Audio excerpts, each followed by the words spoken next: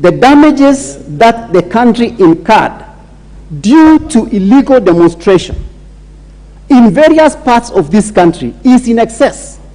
If we were to call all the retailers who closed their businesses for fear of looting, because there were businesses that were looted and they lost millions. But we are talking of about a countrywide where we lost a lot of money. In excess, if we were able to just, it would be more. But my appeal and my request is that the individuals who organized, the individuals who led, which is in this case the leaders of a senior party, should be held responsible to pay for the damages. Because if this continues on a weekly basis, Mr. Speaker, it will bring this country to a standstill. And as such, as responsible leaders, the measures has to be put in place to make sure that nobody wakes up one morning just because they lost an election and say, I'm going to go to demonstration. Because if we did an election and for sure we had a winner, democracy may not be the best system, but it is the best that we have.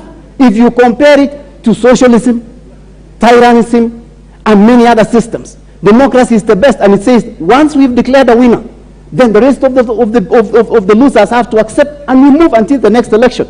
But it has become a pattern that as when someone loses an election, the next thing it does is to call a demonstration so that they can either have a portion of the government. So the only option is to have them pay or compensate the losers or the people who are losing their property, their businesses, and even lives. Because what is the government doing? The IG, Inspector General, has been given responsibility to make sure and enforce that there is peace in the country. So that if there is such demonstration that is illegal and also not peaceful, they should be able to enforce law, arrest those people who exactly are doing the demonstration, who are causing mayhem, because if it was peaceful, we could not have lost life.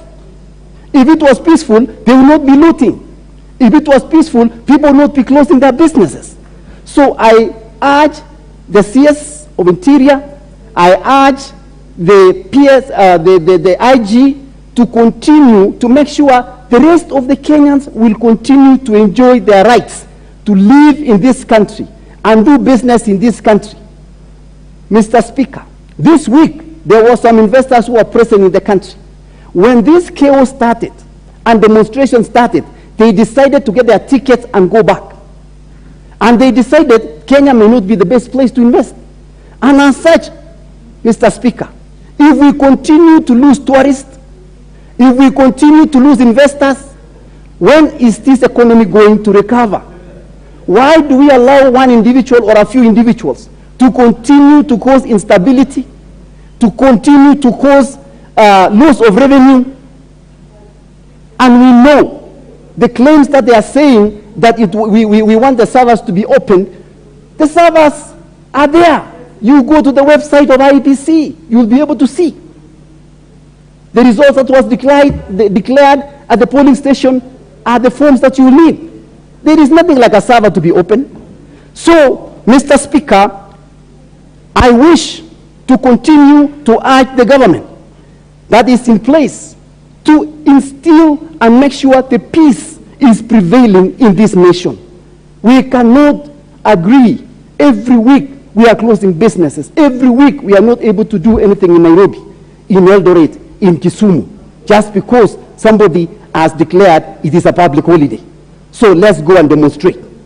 As such, I am just requesting that we continue to discuss as we discuss this particular motion, but in real facts, we want the Inspector General, the police all over the country. And I want to commend the police, regardless of all the pressure that they were putting, all the demolition.